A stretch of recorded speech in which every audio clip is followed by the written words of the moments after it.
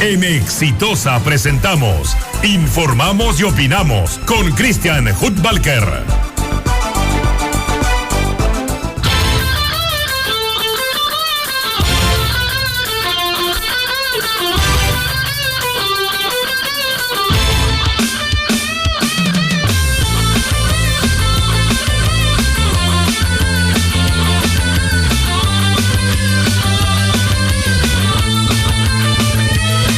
Bien amigos, ¿qué tal? Muy buenos días, bienvenidos a Exitosa, la radio del Perú. Soy Cristian Hutbalker, ya lo saben, los acompaño de lunes a viernes de 9 a 11 de la mañana. A ver, yo quería hacer un editorial rapidito, ¿no? Y claro, yo siempre dije que este tema de escribir columnas, hacer el análisis, las conclusiones respecto de Alan García Pérez, sobre todo tan cercana al tema de la muerte, no tenía sentido. Era ilógico. Y justamente ya con un periodo de aproximadamente 2 semanas del suicidio del expresidente García Pérez, las cosas un poquito se van aclarando, ¿no? Para eso que justamente él dijo, ¿no? El juicio de la historia, el juicio que la historia me hará. Y efectivamente la historia empieza a aclararse. Y ayer leí una columna muy interesante de Eduardo Darjan, quien dicho sea de paso ya no va a escribir en La República, yo siempre lo recomiendo.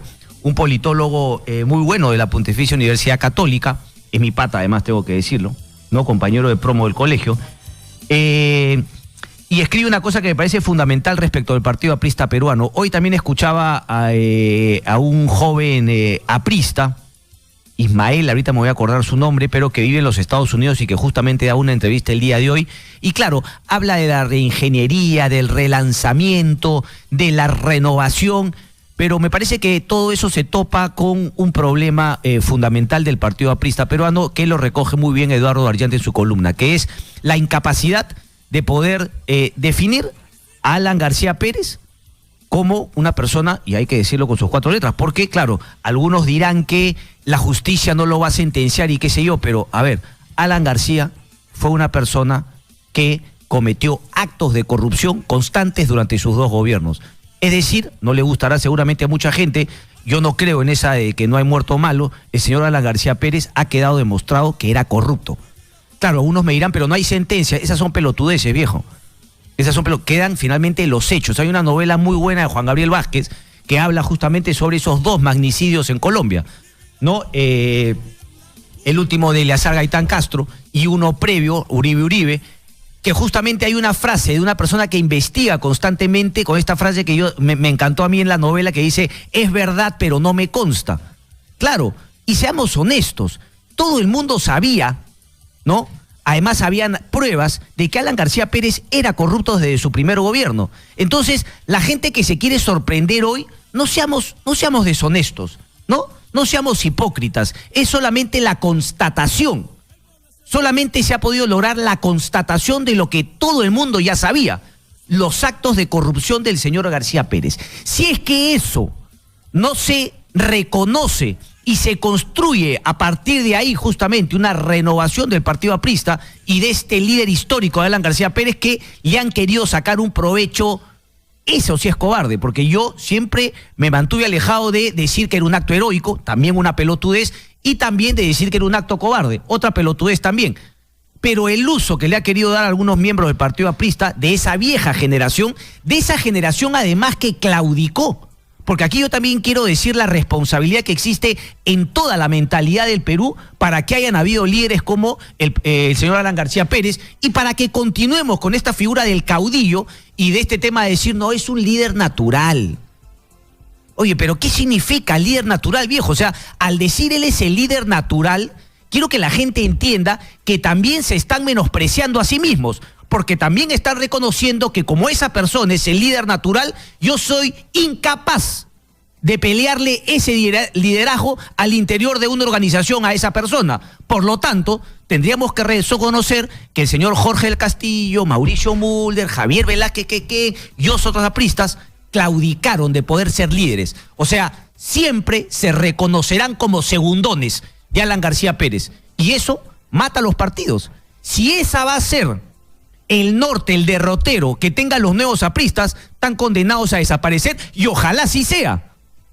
Si es que algún líder aprista, joven, nuevo, va a finalmente dejar las cosas claras y reconocer, sí, el señor García Pérez fue corrupto. Estos y tales señores también fueron corruptos. Y a partir de ese reconocimiento, reconstruyamos el Partido Aprista Peruano. Pero si me van a venir con esa estupidez de que ahora Federico Dantón firma, ¿no?, el padrón de miembros del Partido Aprista y hay que esperarlo a 2026 o al 2031, la verdad, el cacacenismo en su máxima expresión.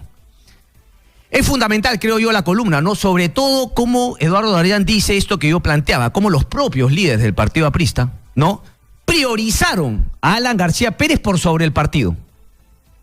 Porque hay que decirlo también, ¿no? Incluso con toda la importancia que tenía Víctor Raúl Haya de la Torre en su momento, como líder indiscutible del Partido Aprista, que también finalmente yo reconozco hay otro problema, y también la incapacidad de los otros actores del Estado peruano de haberle permitido a Víctor Raúl Haya de la Torre que sea gobierno cuando le correspondía. Ahí hubiésemos acabado con el mito. Pero bueno, son cosas que pasan aquí en el país. Pero repito, incluso en la época de Víctor Raúl Haya de la Torre, habían figuras importantísimas al interior del Partido Aprista, que desgraciadamente yo veo que en los últimos años también, incluso habían disputas internas en el Partido Aprista. Eso ya no se vio con Alan García Pérez. Todo el mundo priorizó la protección al señor Alan García Pérez. Y ahora queda claro. Entonces, el que no me quiera... Yo escuchaba a este chico joven ahora, ¿no?, en una entrevista en otro canal con mi amigo Augusto Zonday, y la verdad era lamentable la incapacidad de poder decir las cosas con su nombre. El señor Alan García Pérez fue corrupto.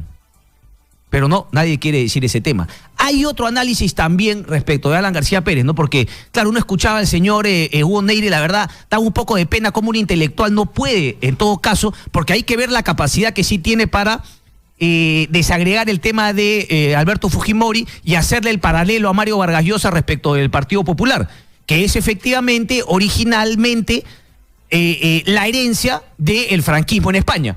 Y cómo Mario Vargas Llosa sí tiene un acercamiento con Álvaro Uribe en Colombia, cómo sí lo tiene con el PP y cómo con el fujimorismo aquí en el Perú nunca pudo desprenderse de ese odio y seguramente esa venganza de haber sido derrotado en los 90. Pero bueno, Hugo Neyre tampoco tenía finalmente esa capacidad de poder decir las cosas por su nombre en una entrevista que habló respecto de Alan García Pérez. Es una víctima, es uno de lo otro. Entonces, si tampoco el señor Neyre va a poder reconocer que Alan García Pérez era corrupto, estamos fregados en el país. ¿Era buena gente? Seguramente. Era encantador. Como dijo Alan Wagner, no quiero recordar la bonomía del señor Alan García Pérez. Bueno, pues, eso no quita que tengan que decir las cosas por su nombre. Estoy hablando, ojo, específicamente de Alan García Pérez. Hay otro tema también, ¿no? Porque le quieren dar un toque de que Alan García Pérez era magnífico, ¿no? Era espectacular. Señores, Alan García Pérez fue un tipo que siempre llegó tarde a la historia. Cuando él asume la presidencia en el 85, ya venían cambios de renovación en todo el mundo. Ya nadie hablaba de economía hacia adentro. Ya nadie hablaba de estatizar las cosas. ¿Qué hizo Alan García Pérez? Exactamente eso. Claro, con todo el tema de la corrupción. Luego vino otro tema. Cuando tiene su segundo gobierno, su segunda oportunidad, como ha dicho bien Aldo Mariate en una columna ayer. La verdad, cómo desaprovechó una segunda oportunidad, ¿no?, para finalmente quitarse ese prurito de la corrupción. No la aprovechó, siguió en lo mismo, hoy lo sabemos, Atala y Nava. Pero ¿cuál era mi punto? Que él habló del shock de infraestructura. O sea, nuevamente llegó tarde. En el año 2006 al 2011 ya se sabía que lo que le faltaba al Perú era justamente esas reformas de segundo piso que había iniciado Alberto Fujimori y que había dejado de lado por la corrupción que todo el mundo conocemos en ese gobierno con Vladimiro Montesinos, corrupción que terminó de manera sistémica en todo el Estado peruano. Que era lo que correspondía a un estadista, cosa que nunca fue el señor García Pérez. Justamente darle ese toque de reforma institucional, eliminar los cuellos de botella, reforma política, reforma de justicia, reforma del Estado, sobre todo ser un promotor del mercado, cosa que no fue. O sea, hasta su rollo liberal era una farsa, porque él fue pro empresa y hoy, por favor, lo podemos conocer, las pruebas al canto. Grañi Montero, Odebrecht, ¿acaso fomentó que vengan nuevas empresas? Entonces, el que me quiera decir que era un visionario, yo no sé la verdad. Y con esto quiero terminar, porque a mí no me gusta este tema, ¿no?, de falsos mitos aquí en el país, porque nuevamente creo que nos condenan al cacacenismo, que parece un tema endémico en nuestro país, en la historia del Perú, no en nuestra coyuntura. Quiero terminar con este tema porque surgen muchas preguntas. Ayer un artículo de César Gutiérrez en el diario Expreso muy interesante, ¿no? Que habla sobre ciertas contradicciones de la situación económica de Miguel Atala, de Luis Nava, respecto de estos dineros que le habían entregado a Alan García Pérez. Y creo que César Gutiérrez tiene razón en plantear algunas preguntas, pero creo que, claro, como un quizás simpatizante del partido aprista, que además también jugó un rol durante ese gobierno, recordemos los petroaudios, evita decir la que debería ser la conclusión del análisis interesante que hace. Eso es típico, ¿no? Coge argumentos interesantes, pero la conclusión la termina finalmente pintando a lo que él quiere plantear. La conclusión, me parece, de lo que planteó César Gutiérrez ahí en el diario Expreso, es que hay que investigar al señor Atala y Nava, no con el horizonte del segundo gobierno de Alan García Pérez, no con esa limitación, sino habría que sumarle, por ejemplo, el libro de Pedro Cateriano, y tratar de analizar lo que podrían haber sido 15 o 20 años de ser testaferros del expresidente García Pérez. Recordemos que en el primer gobierno está la plata en el BCCI, está la plata de el tren eléctrico, está la plata de los Mirage. Hablaron de $100 millones con este traficante de armas que estuvo, Abdelhamán El Racín o una cosa así. Está en el libro de Cateriano. Entonces, sería tonto que la hipótesis fiscal solamente se concentre en el segundo gobierno y en los dineros de Odebrecht y seguramente otras cosas que se encontrarán. Habría que hacer un análisis desde el año 90 en el cual Alan García Pérez deja el gobierno. ¿Cómo así Nava construye una empresa de transportes de Orreina en el año 93? ¿De dónde sacaba el dinero el señor Luis Nava? De Ascope, ¿no? En La Libertad, muy humilde. El señor Atala, todos sus negocios ya habían quebrado. Era pituco, era pitucazo. Y su socio también Tali. Pero conocemos hoy que ese supuesto dinero que tenía Atala no era tal. Lo único que tenía de pituco era el nombre y seguramente un poco de historia. Sus empresas habían quebrado hace años. Entonces, analicemos todo. Necesitamos saber la verdad. Y creo que el partido aprista, que yo quisiera que no muera, pero con la actitud cacacena, ¿no?, de seguir negando lo que es una verdad a todas luces, no va a haber ningún futuro con el partido aprista. Y aquí quiero terminar, porque esto me termina en una crítica al gobierno. Estoy hasta acá que Martín Vizcarra, donde vaya, hable de la lucha contra la corrupción y que Salvador del Solar siempre quiera finalmente poner para un lado el Congreso como que está a favor de la corrupción y ellos pintarse como los limpios. Los ingleses tienen una frase que es algo así como: pon tus actos donde pones tu boca.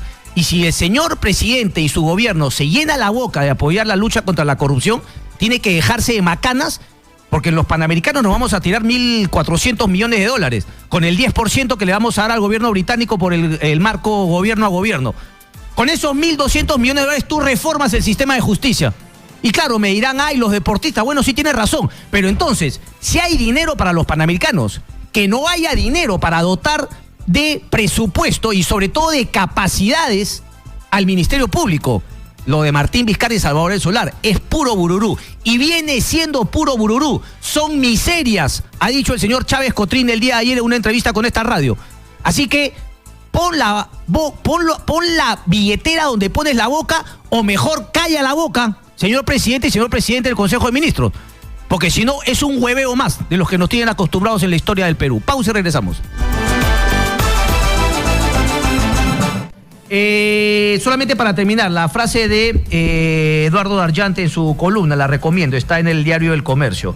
Dice, de esa cúpula del APRA es poco lo que se puede esperar. Nunca controlaron a García, aceptaron el papel de segundones y decidieron caer con él. Habrá razones de todo tipo, desde miedo a las investigaciones hasta formas de lealtad trastocada. Es otro punto interesante, ¿no? La lealtad trastocada. Y ojo que yo la veo en todo aquí en el Perú. Yo siempre he hablado de ese cacacenismo, por ejemplo, en el mundo periodístico, ¿no?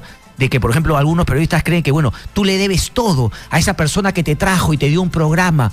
Tú eres de mi grupo, tú eres mi lealtad. Cuando yo recién entré, cuando regresé de vivir en Europa, no, aquí igualito era, tienes que tomar un bando, o estás con nosotros.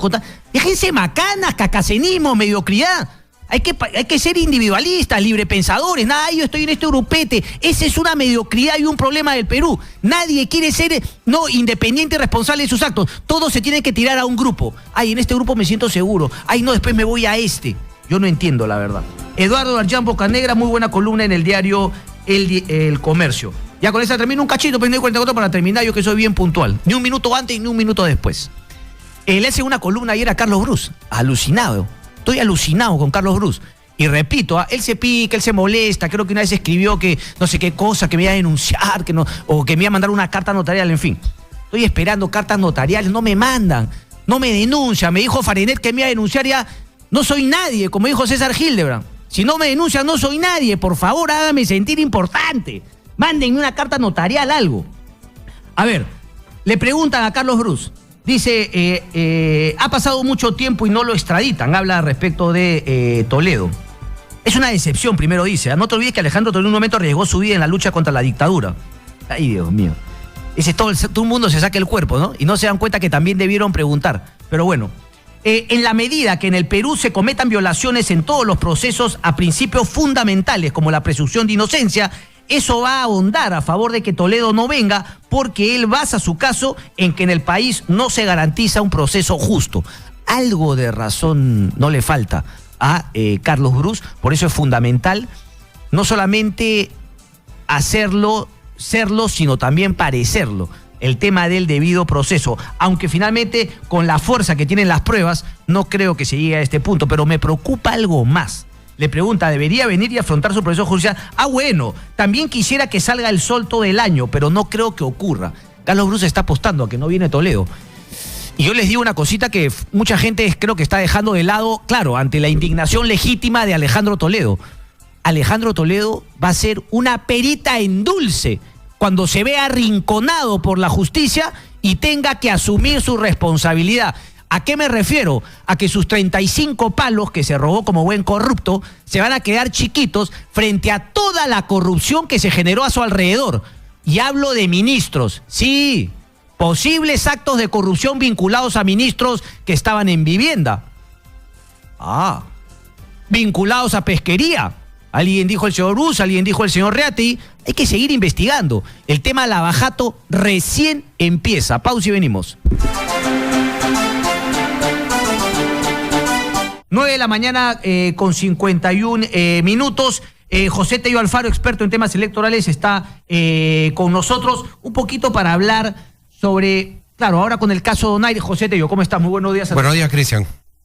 Ahora justamente con el caso de Donaire, ¿qué filtros no deberían haber justamente para evitar estos casos como el de Edwin Donaire? José, ¿cómo ves este tema? ¿Qué se puede hacer? Porque claro, cada vez que hay un caso como este, nuevamente volvemos a la pregunta, ¿en qué se falló en la prevención para evitar justamente tener este tipo de congresistas? A ver, vamos aclarando un poco algunas cosas porque pude haber escuchado las declaraciones de Richard Acuña, congresista de Alianza por el Progreso, señalando de que ellos van a mejorar los filtros y de que no habían tenido los filtros adecuados en su momento, que la ventanilla única les había sido insuficiente y que como que las candidaturas en el año 2016 todavía se centraron, o bueno, tuvieron una considerable participación de invitados y no de afiliados.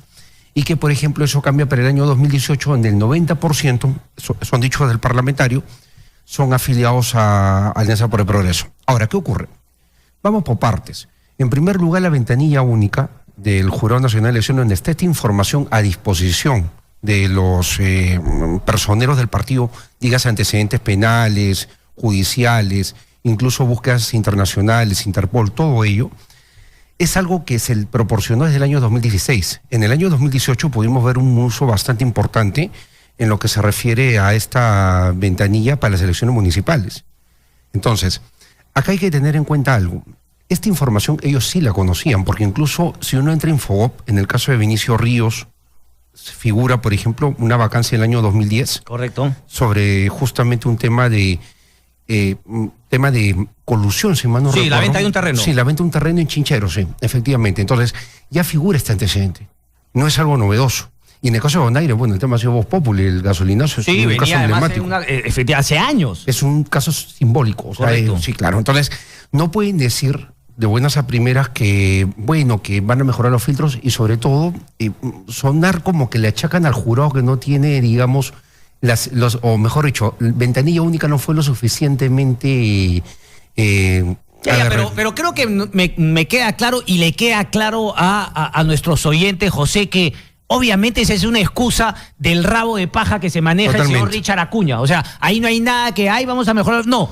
Ellos sabían, el señor Edwin Donaire, pero igual les era rentable y beneficioso porque Donaire obviamente había un grupo de gente que simpatizaba con su posición anti tales y tales temas, con su bonomía, con su criollismo, etcétera, etcétera. Entonces, esa es una tontería del señor Acuña que no hay que ni siquiera creérsela. Pero, entonces, ¿qué sanciones? Por ejemplo, ahí entramos a un tema de sanciones, porque claro, qué bonito decir, el filtro del jurado falló, no pudimos. ¿Qué sanción, por ejemplo, para que Richard Acuña no diga esas estupideces y para que en el futuro no se den estos casos en los cuales salen a decir y plantear estos argumentos de defensa infantiles? La verdad que yo diría de que hoy en día no tenemos pues mecanismos mayores, salvo, digamos, el cuestionamiento de la masa crítica que hay en el país, pues cualquiera se da cuenta de que por sentido común pues no tiene asidero y más aún es desvirtuable porque la propia información es pública y buscando nada más en el Google uno encuentra toda la data.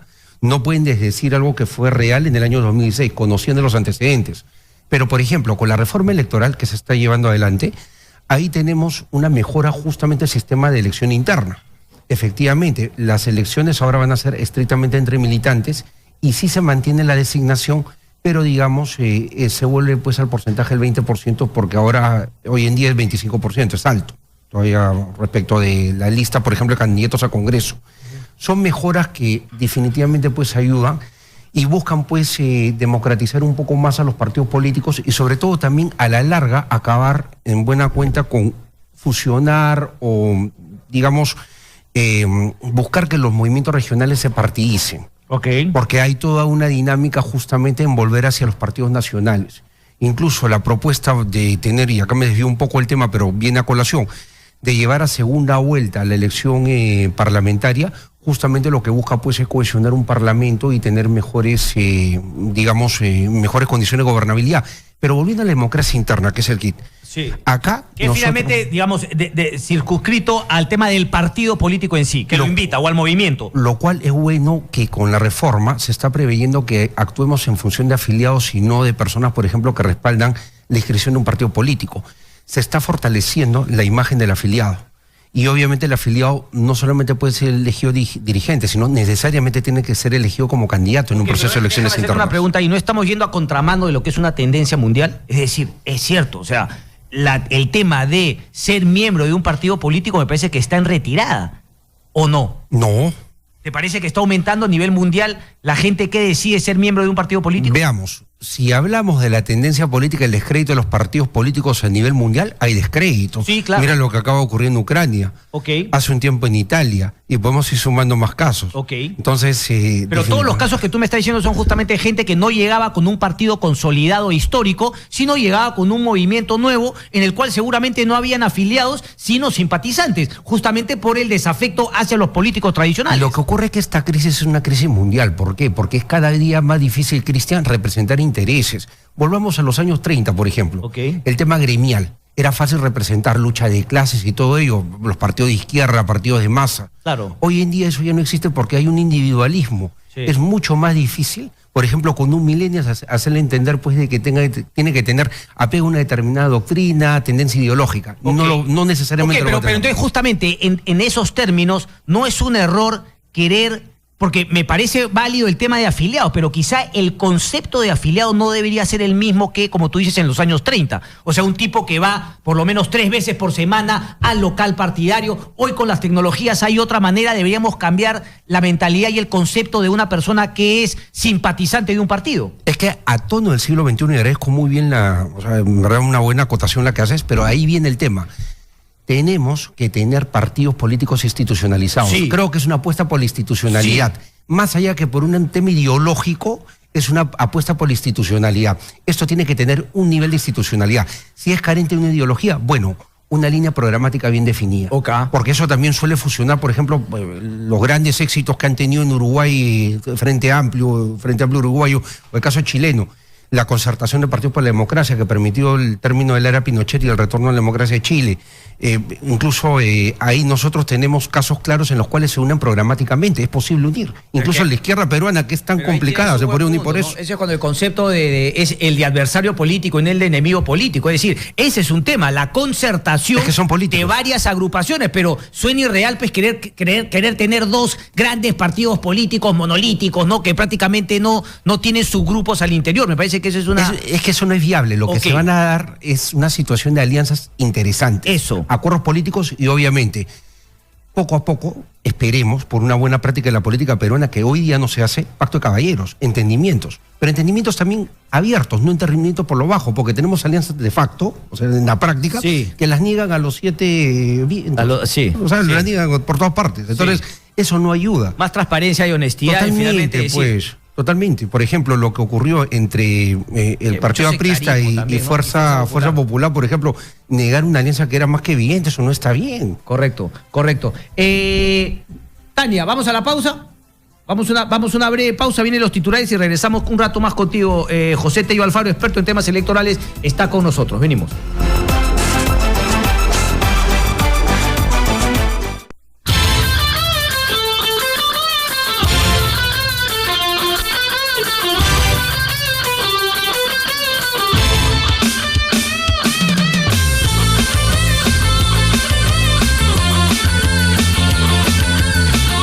Mañana con 5 minutos, magnitud 4,4, un sismo, ¿no? Lo tiene el Instituto Geofísico del Perú, 4,4 en la escala de Richter, profundidad 12 kilómetros, 82 kilómetros al suroeste de Palpa Ica.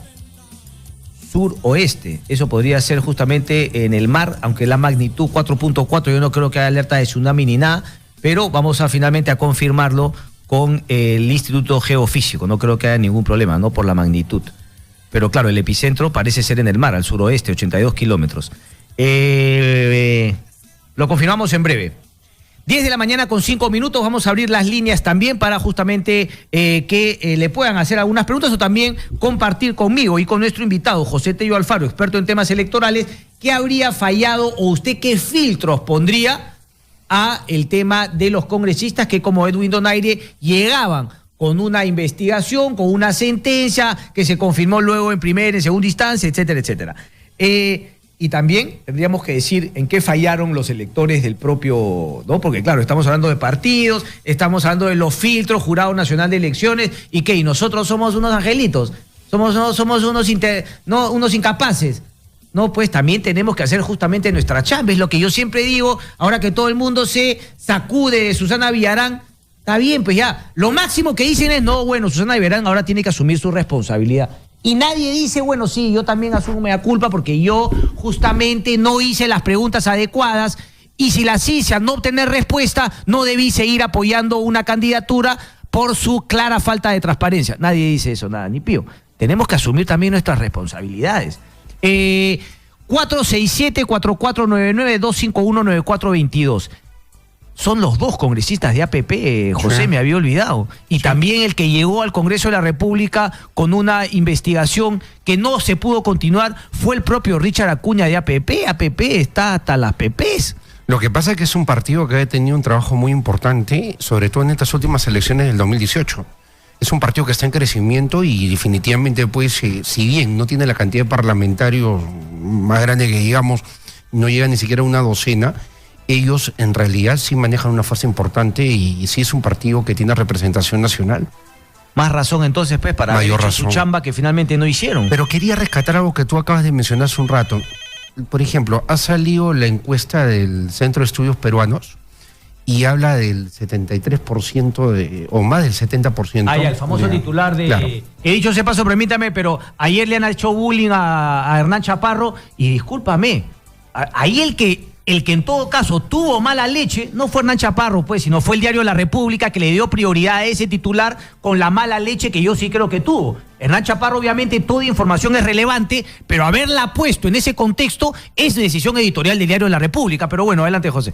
Sí, justamente ese 70% de apoyo al cierre del Congreso y el 83% que está en contra del Congreso, 10% solamente aprueba, digamos, tiene una aceptación a la gestión parlamentaria, nos debe hacer ver algo a nosotros como electores. nosotros mismos nos rechazamos.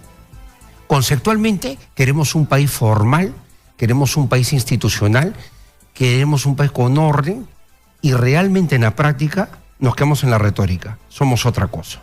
Los parlamentarios, por eso son la representación nacional, nos representan, son nosotros en el Parlamento. Eco. Entonces, debemos hacer un mea culpa, porque si no queremos más Donaires, Vinicio Ríos y otros más que están por ahí, debemos nosotros escoger bien.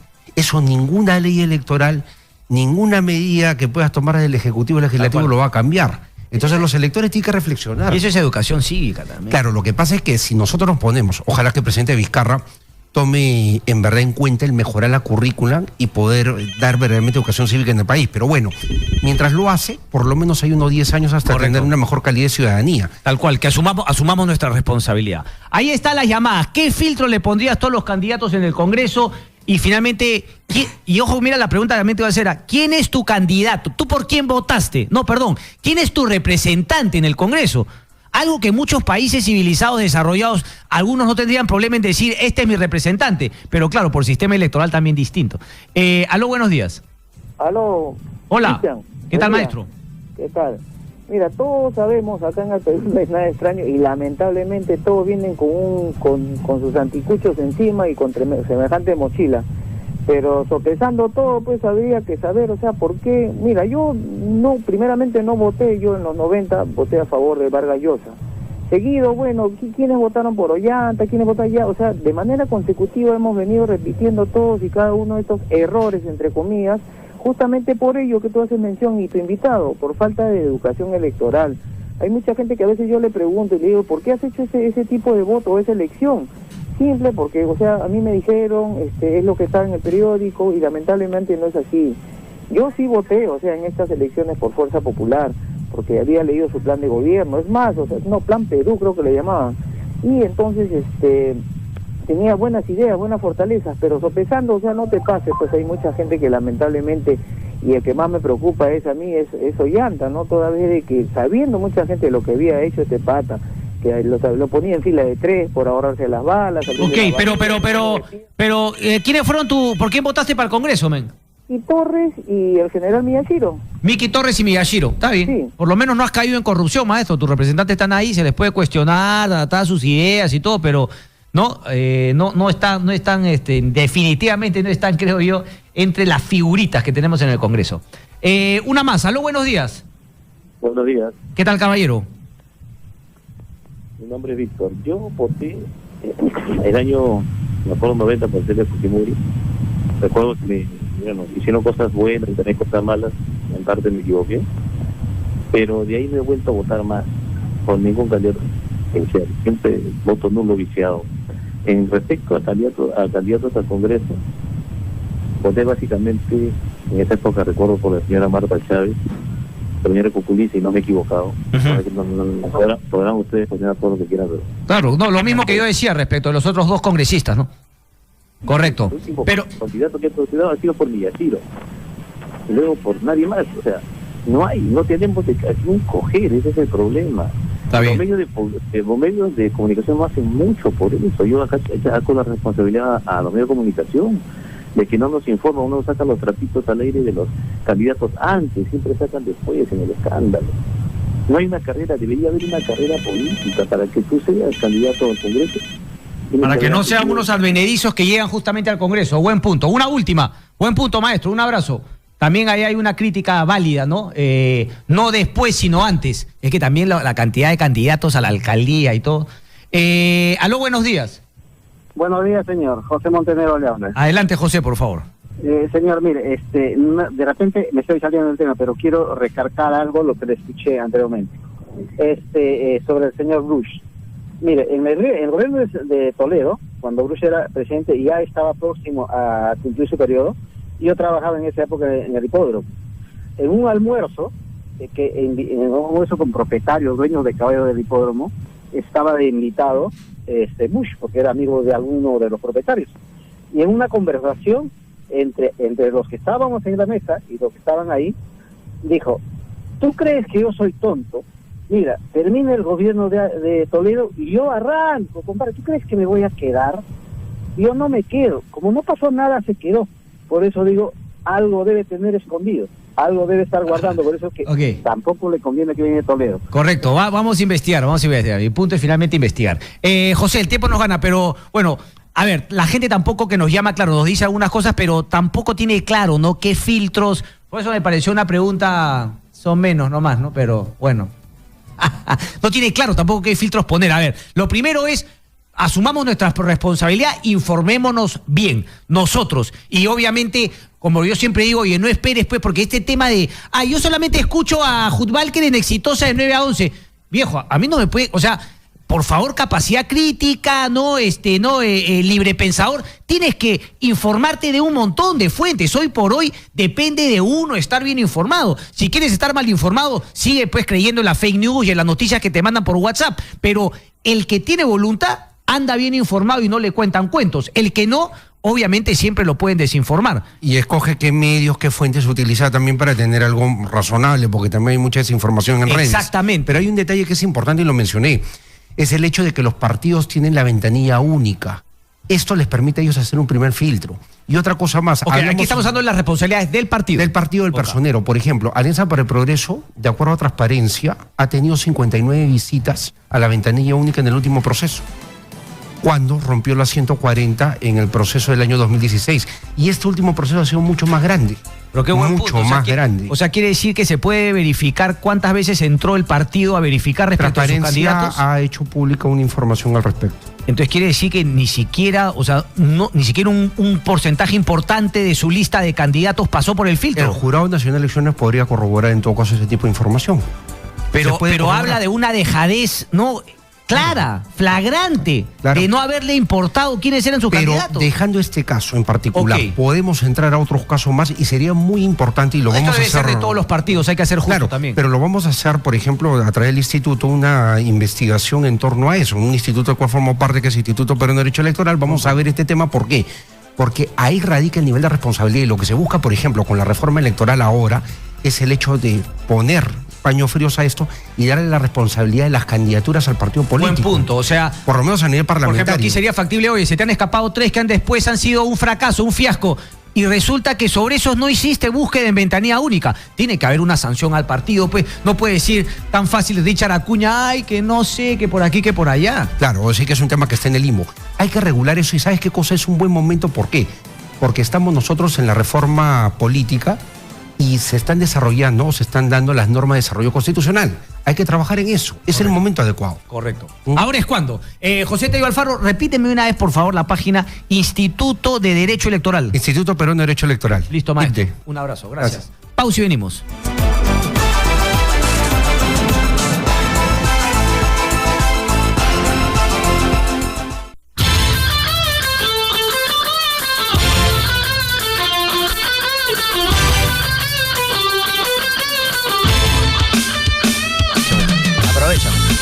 Tócame que soy realidad.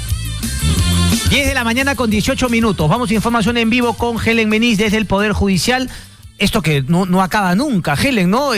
Claro, se sigue evaluando el pedido de prisión preventiva, audiencias interminables. Cuéntanos un poquito el panorama, Helen, ¿cómo estás?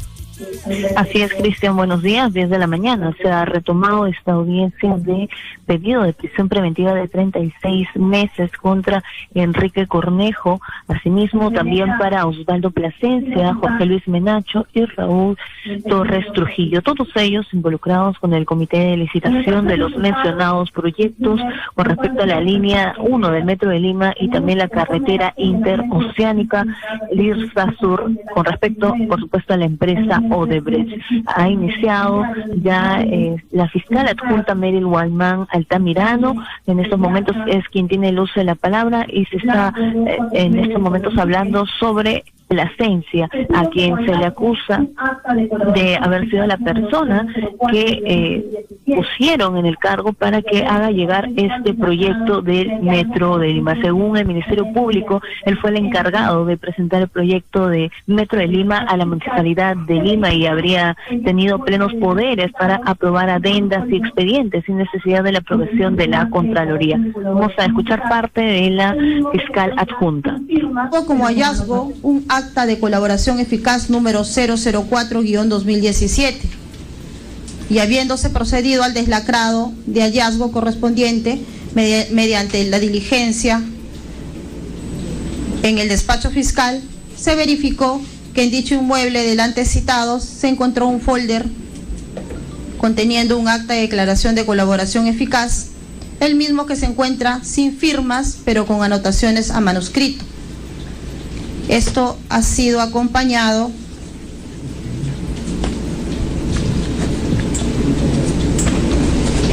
Exitosa. Altamirano. Los detalles acerca de la participación de Osvaldo. 330. Anexo 330. Bien, a ver, ¿no? Plasencia de la autoridad del tren eléctrico, ¿verdad? Osvaldo Plasencia.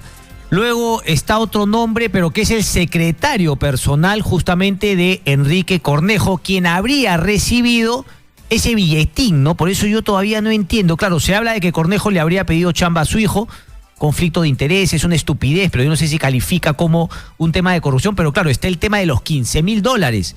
$15,000 le habrían dado a Enrique Cornejo. Claro, es lo que sabemos hasta ahora. Pucha, me olvidé de preguntarle a Carlos Caro Coria el tema de la pena dependiendo del monto recibido. Es una misma pena si es que cometes cohecho, o sea, recibes una coima y te entregan de coima 2 palos verdes o te entregan 15,000. Se lo voy a escribir por WhatsApp a ver si es que consigo, ¿sí? Su teléfono.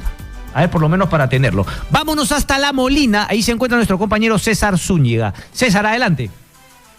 Cristian, ¿qué tal? Muy buenos días. Información en vivo. Nos encontramos exactamente en la cuadra 4 de la avenida Las Dalias, en La Molina, una zona residencial donde lamentablemente 3 personas han perdido la vida luego de un incendio en una de estas viviendas ubicadas en esta avenida. Ellas han sido identificadas como Lidia García Vázquez, de 70 años, junto a su esposo, Melitón Ruiz Sánchez, de 80 años, y su empleada del hogar, Abigail Ramos Bautista, de 19 años. Ellos han sido encontrados en diferentes puntos. Uno, la pareja de esposos en el segundo piso de esta vivienda y la empleada del hogar en el primer piso. Esto habría sucedido el día de ayer, cerca de las 8:09 de la noche, según lo que han informado algunos vecinos. Se comunicó a los bomberos en su momento, se solicitó apoyo, también los vecinos apoyaron, pero lamentablemente estas personas ya no se encontraban con vida, ya estaban muertas, y lo que se está procediendo en estos momentos, después de varias horas, es que ya los peritos de criminalística están realizando la inspección correspondiente a los cadáveres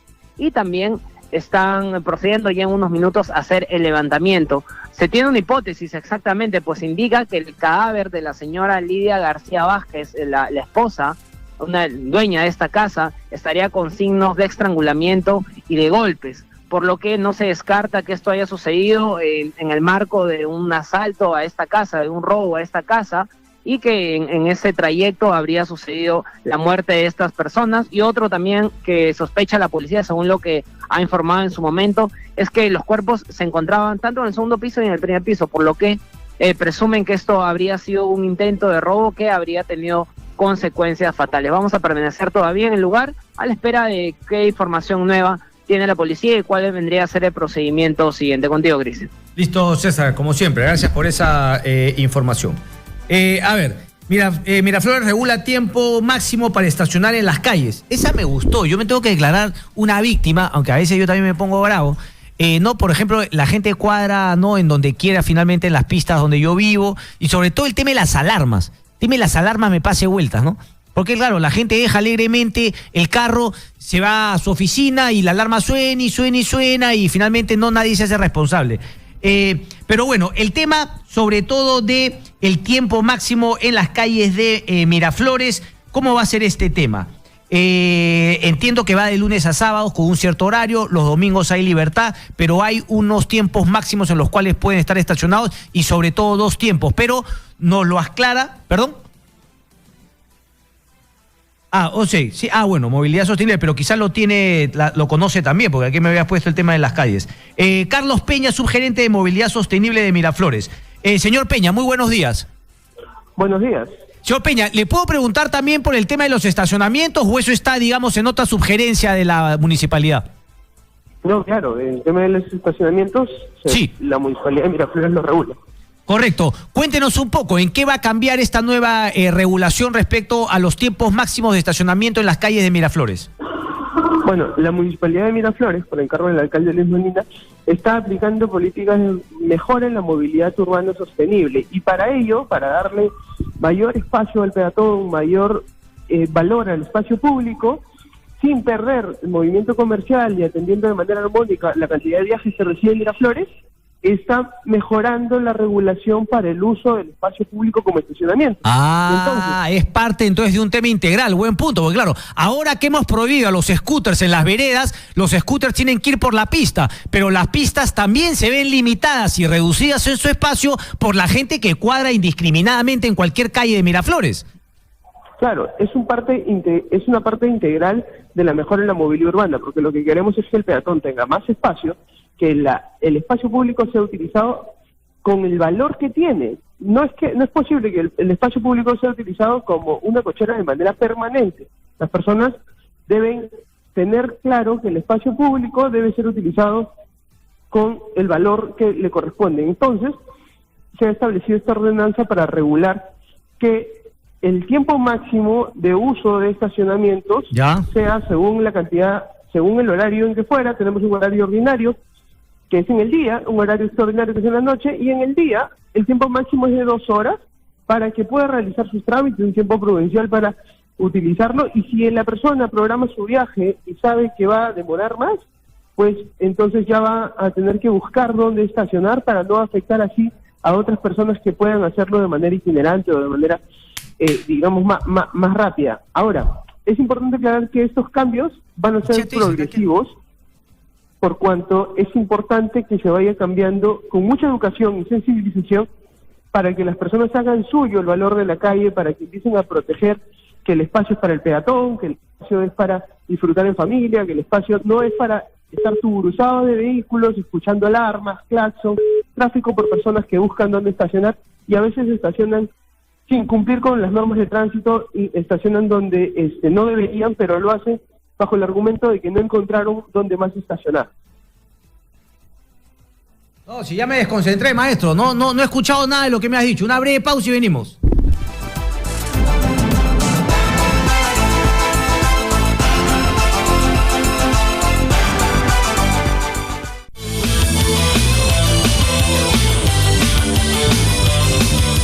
Bien, 10 de la mañana con 29 minutos, seguimos aquí. A ver, vamos a buscar nuevamente hablar con el señor Peña de Movilidad Sostenible, ¿no? Nos hablaba de estos tiempos máximos. Hay un estacionamiento ordinario de 9 a.m. a 8 de la noche, extendido de 8 a 9 de la mañana. Hablaba justamente de estas 2 horas como máximo en horario ordinario, mientras que en extendido será de 10 horas. Claro, ese es un tema también, ¿no? Porque claro, hay mucha gente que vive en un sitio, pero no tiene estacionamiento. Igual compra un carro. Hay algunos que tienen hasta 2 carros y no tienen un garaje en donde viven. Entonces, claro, no hay ningún costo asociado a tener un carro y no tener un estacionamiento, porque claro, no cuesta nada. Entonces, así también eso es una locura. Claro, y eso también va de la mano con el servicio de transporte público. Porque si hubiese la alternativa, seguramente la gente no compraría otro carro, si es que no tiene dónde cuadrarlo. Entonces, uno haría una evaluación integral. Oye, no tengo estacionamiento, entonces no voy a tener 2 carros, solamente tengo uno, porque además también tengo la otra opción. Y claro, en otros países del mundo también hay un costo adicional por tener un carro, hay un costo adicional por meter tu carro al centro de la ciudad, donde hay mayor tráfico. O sea, hay una serie de consideraciones que finalmente valoran o monetizan, ¿no?, el tema a favor y en contra de tener un carro, a diferencia del transporte público. Pero eso siempre bajo la premisa de que tiene que haber un sistema bueno de transporte público y aún así quieres manejarte en tu carro privado.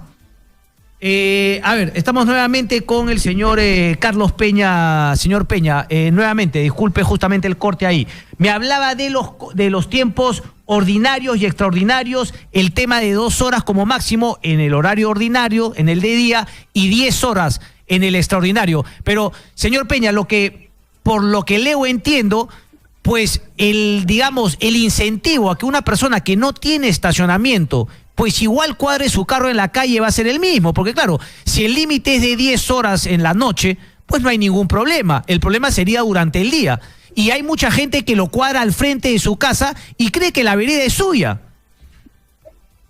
Sí, por eso es que necesitamos mejorar la regulación que tenemos sobre el uso del espacio público, y para eso es que se ha emitido esta ordenanza, para hacer reconocimiento a las personas que el espacio de estacionamiento tiene una regulación, tiene una cantidad máxima, que si voy a necesitar más horas para utilizar la vía pública como estacionamiento, pues entonces ya tengo que buscar un estacionamiento privado, ¿no? Entonces se va a empezar a aplicar esta ordenanza de manera progresiva, con mucha difusión y sensibilización, para que las personas entiendan que el espacio público tiene un valor que no debe ser despreciado con el uso todo el día del estacionamiento como si fuera una cochera. Correcto. Y en el tema de la noche, ahí sí puede, digamos, una persona que sale a trabajar durante el día, dejarlo todo el tiempo en la noche. Van a ser regulados por zonas. Miraflores tiene zonas con diverso movimiento, hay zonas muy residenciales en donde la noche no tiene problema de estacionamiento, porque los estacionamientos colapsan por personas que vienen a trabajar, que vienen no encuentran estacionamiento en otro lugar y utilizan las zonas residenciales, pero también hay zonas comerciales en Miraflores donde los horarios van a ser regulados y la gestión del estacionamiento va a ser regulado en función al movimiento nocturno que existe, ¿no? Miraflores tiene comportamientos diversos, y por esto es que la aplicación de esta ordenanza va a ser progresiva por vías, con mucha señalización, para que las personas conozcan qué tipo de regulación tiene cada vía según el comportamiento que queremos ordenar. Sí, nuevamente, le agradezco, señor Peña. Vámonos a la pausa, por favor. Yo no puedo. Se acabó la macana.